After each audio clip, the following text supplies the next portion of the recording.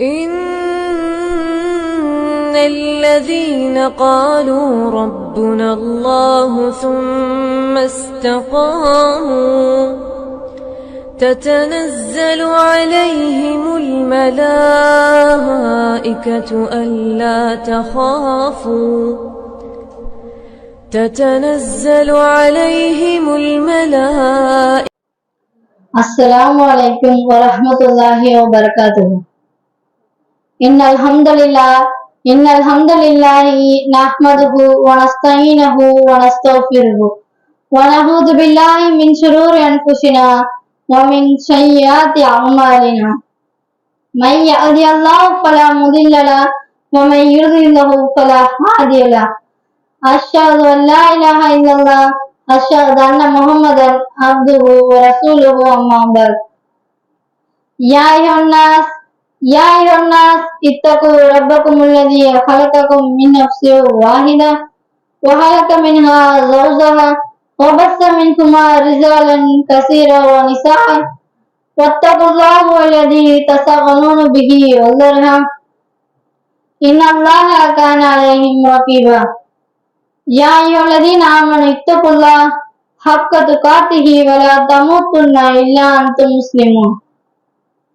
يا أيها الذين آمنوا اتقوا الله وقولوا قولا سديدا ويصلح لهم أعمالهم ويغفر لهم ذنوبهم ومن يهد الله ورسوله فقد فاز فوزا عظيما. إن أصدق الحديث كتاب الله وأحسن الهدي هدي محمد وشر الأمور محدثاتها وكل محدثة بدعة وكل بدعة ضلالة وكل ضلالة في النار. வார்த்தைகளில் சிறந்த வார்த்தை அல்லாஹுவின் வார்த்தை என்றும் வழிகாட்டுதலில் சிறந்த வழிகாட்டுதல் முகமது நபி ஸல்லல்லாஹு அலைஹி வஸல்லம் அவர்களின் வழிகாட்டுதல் என்றும் மார்க்கத்தில் புதிதாக தோன்றும் ஒவ்வொன்றும் பிதஅத் என்றும் பிதஅத் ஒவ்வொன்றும் வழிகேடு என்றும் வழிகேடு ஒவ்வொன்றும் நாளை நம்மை கொடிய நார்கள் தள்ளக்கூடியது என்று எம்பெருமானார் முகமது நபி ஸல்லல்லாஹு அலைஹி வஸல்லம் அவர்கள் ஒவ்வொரு உரையிலும் அச்சமூட்டி எச்சரித்ததை போல் நானும் உங்கள் முன் அச்சமூட்டி எச்சரிக்கை செய்ய கடமைப்பட்டுள்ளேன். நான் உங்கள் முன் பேச எடுத்துக் கொண்டுள்ள தலைப்பு பிறரின் கண்ணியம் பேணும். அல்லாஹ் நம்மளை இந்த உலகத்துல படைச்சு நமக்கு மார்க்கத்தை அல்லாஹ் கொடுத்திருக்கான். இன்னும் அல்லாஹ் நமக்கு அந்த மார்க்கத்தையும் கொடுத்து அவனுக்கு செய்ய வேண்டிய கடமையை கொடுத்து அல்லாஹ் நமக்கு சொல்றான்.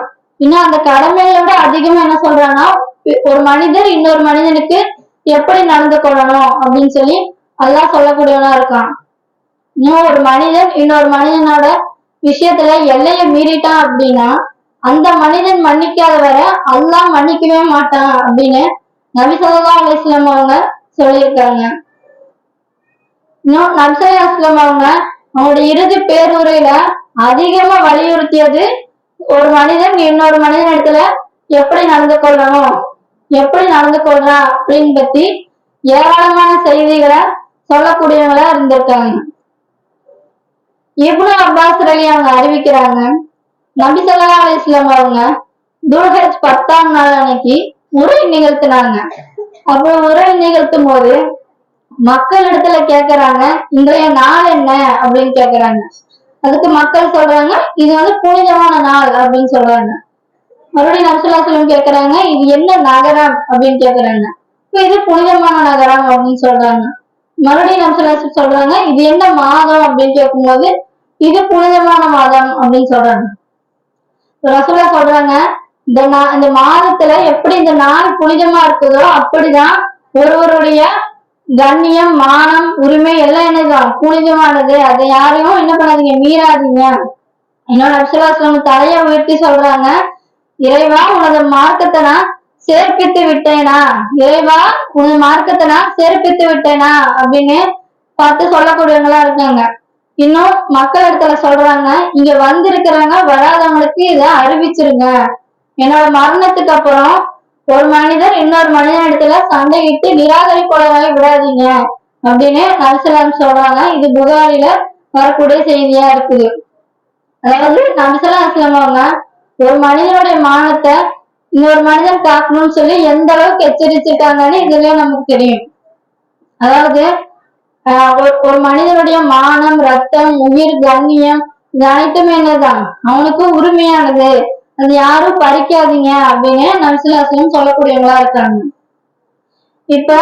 இப்ப இந்த காலத்துல பார்த்தோம்னா ஒரு மனிதனோட நிலை எப்படி இருக்குன்னு நமக்கு பார்த்தாலே தெரியும். அவங்களுக்கு எந்த அளவுக்கு மானத்தை மானத்தை வாங்கக்கூடியவங்களா இருக்காங்க. இன்னும் அந்த காலத்துல எல்லாம் பார்த்தோம்னா ஒரு பெண்ணுக்கு ஒரு விஷயம் தெரியுது அப்படின்னா என்ன பண்ணுவாங்க, தெரு தெருவா போய் ஒவ்வொரு வீட்லயா போய் இங்க இப்படி நடந்துச்சாங்க அப்படி நடந்துச்சுன்னு சொல்லி சொல்லக்கூடியவங்களா இருந்தாங்க. இப்ப என்ன ஆச்சுன்னா டெக்னாலஜி வளர வளர வீட்லயே என்ன பண்றாங்க, போன்ல இருந்து ஏதோ ஒரு விஷயம் வந்துச்சுன்னா அதான் பகிரக்கூடியவங்களா இருக்காங்க. அது நல்லதா கெட்டதான்னு எதுவுமே ஆராயக்கூடியவங்களா இருக்கிறது இல்ல. நமக்கு ஒரு விஷயம் தெரிஞ்சிச்சு, இது எல்லாத்துக்கும் நம்ம பரப்பி ஆகணும்னு சொல்லி பண்ணக்கூடியவங்களா இருக்காங்க. இன்னும் பார்த்தோம்னா அல்லாஹ் தன்னுடைய வசனத்துல சொல்றான், உனக்கு அறிவு இல்லாததை நீர் பின்பற்றாதீர், செவி, பார்வை, உள்ளம் ஆகிய அனைத்துமே விசாரிக்கப்படுவையாகும் அப்படின்னு அல்லாஹ் தன்னுடைய வசனத்துல சொல்லக்கூடியவனா இருக்கான். அதாவது நம்ம என்ன விஷயம் செஞ்சாலும் என்ன பண்ணுவான், அல்லாஹ் மறுமையில விசாரிக்கக்கூடியவனாதான் இருப்பான். அதுக்கு சாட்சி என்ன சொல்லணும்னா அவனுடைய கண்ணு, கை, காது இதெல்லாம் அவனுக்கு சாட்சி சொல்லக்கூடியதா இருக்குதுன்னு அல்லாஹ் சொல்லக்கூடியவனா இருக்கான். இன்னும் பார்த்தோம்னா நபிசுல்லாஹ் மெஹராஜ் பயணத்துக்கு போகக்கூடியவங்களா இருந்தாங்க. அங்க ஒரு இடத்துல பாக்குறாங்க, மக்கள் என்ன பண்றாங்கன்னா முகங்களையும் மார்பங்களையும் கீறி கொள்ளக்கூடியவங்களா இருக்காங்க. இதை குறித்து ஜிப்ரீல் அலைஹிஸ்ஸலாம் கேட்கும் போது ஜிப்ரீல் அலைஹிஸ்ஸலாம் சொல்றாங்க, இவங்க யாருன்னு தெரியுதா, அவங்க சமுதாயத்துல இருக்கிறவங்கயா, அவங்க என்ன பண்ணாங்க, இந்த உலகத்துல மான விஷயத்துல விளையாண்டாங்க, பிறருடைய மான விஷயத்துல விளையாண்டாங்க, அதனாலதான் உங்களுக்கு இந்த நிலைமை அப்படின்னு சொல்றாங்க. எப்படின்னா அவங்களுக்கு செம்பாலான நலங்கள் பொருத்தப்பட்டு அவங்களுடைய முகங்களையும் மார்பகங்களையும் கிழிச்சு கொள்ளக்கூடியவங்களா இருக்காங்க. அப்ப எந்த அளவுக்கு ஒரு தண்டனையா இது இருக்குது. இப்ப நம்ம நினைச்சுக்கிறோம் நம்ம எது செஞ்சாலும் யாருக்கும் தெரிய போறது இல்லை, அதனால நம்ம என்ன வேணா செஞ்சுக்கலாம் அப்படின்னு நினைக்கக்கூடியவங்களா இருக்கும். அல்லாஹ் எல்லாத்துக்கும் என்னதான் எந்த பாவம் செஞ்சாலும் தண்டனை கொடுக்கக்கூடியவனாதான் இருக்கான். இன்னும் பார்த்தோம்னா இப்ப எப்படி எதுக்காக பண்றாங்கன்னா தன்னுடைய தேவைக்காக என்ன பண்றாங்க, பிறர் மேல பழி போடக்கூடியவங்களா இருக்காங்க. இது தன்னுடைய அண்ணன், தங்கை, சகோதரி, அம்மா இவங்க எல்லாம் யாராவது தவறு செஞ்சு என்ன பண்ணுவாங்க, யார்கிட்ட எதுவும் சொல்ல மாட்டாங்க, அவங்களுக்குள்ளேயே மூடி வச்சுக்குவாங்க. இதே அடுத்தவங்க செஞ்சாங்கன்னா என்ன பண்ணுவாங்க, இவங்க நம்மளுக்கு ஏதோ ஒண்ணு செஞ்சாங்க, தவறு நமக்கு ஏதோ ஒண்ணு பண்ணாங்க, அதனால நம்மளும் என்ன பண்ணோம் அவங்களுக்கு திருப்பி இதே மாதிரி பண்ணணும்னு சொல்லி அவங்க மேல இல்லாதது இல்ல அவங்க ஏதோ ஒண்ணு செஞ்சிருப்பாங்க அதை என்ன பண்ணுவாங்க எல்லா இடத்துலயும் பரப்பக்கூடியவங்களாதான் இருக்கிறாங்க. இன்னும் பார்த்தோம்னாக்கா அப்படின்னா நம்மளோட வலப்புறமும் இடப்புறமும் யார் இருக்கா, 2 மாணவர்கள் இருக்கிறாங்க. அவங்க என்ன பண்ணுவாங்கன்னா நம்ம எதை பேசினாலும் என்ன பண்ணுவாங்க எழுதக்கூடியவங்களாதான் இருப்பாங்க. இன்னும் நம்ம நல்லது செஞ்சோம் அப்படின்னா நமக்கு என்ன தரேங்கிறாங்க, நன்மையை தரேங்கிறோம். இதே ஒருத்தருக்கு நம்ம தீங்கி விளைவிச்சிட்டோம்னா மறுமை நாள்ல நம்மளுடைய பாவங்கள்லாம் அவங்களுக்கு நம்மளுடைய நன்மைகள்லாம் அவங்க இடத்துல போய் என்ன அது நம்ம நஷ்டவாளியாகதான் நிற்கக்கூடியவங்களா இருப்போம். இன்னும் பார்த்தோம்னா ஒரு இடத்துல நடக்கக்கூடிய செய்தியா இருக்கு. ஒரு தந்தை, ஒரு மகள், ஒரு சகோதரர் 3 பேர் என்ன பண்றாங்கன்னா ஒரு கடைக்கு போகக்கூடியவங்களா இருக்காங்க. அந்த இடத்துல என்ன ஆகுதுன்னா அந்த சகோதரனுடைய ஒரு நண்பன் ஒருத்தர் வராரு. அப்ப என்ன பண்றாங்கன்னா எல்லாரும் உட்கார்ந்து பேசக்கூடியவங்களா இருக்காங்க. அப்ப என்ன பண்றாங்க, தந்தையும் சகோதரனும் கடையில அந்த பில் கொடுத்துட்டு வரோம், காசு கொடுத்துட்டு வரோம்னு சொல்லி அந்த பக்கம் போறாங்க.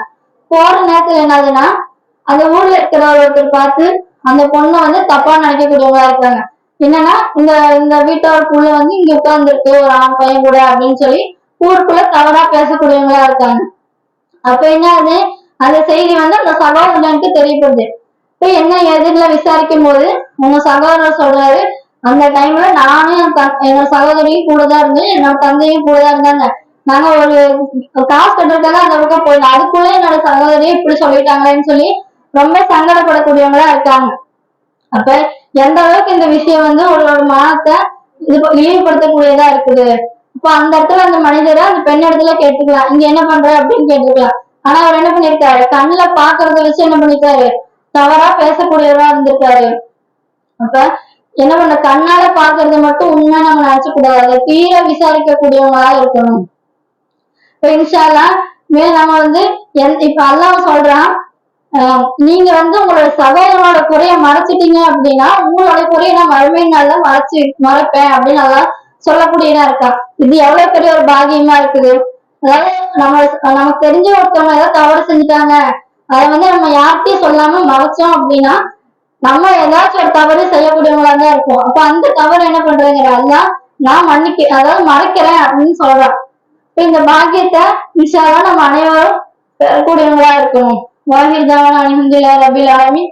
அஸ்ஸலாமு அலைக்கும் வரஹ்மத்துல்லாஹி வபரகாத்துஹு. இந்த வீடியோக்கு லைக் பண்ணுங்க, ஷேர் பண்ணுங்க, சப்ஸ்கிரைப் பண்ணுங்க, மறக்காம பெல் ஐகானை கிளிக் பண்ணிடுங்க.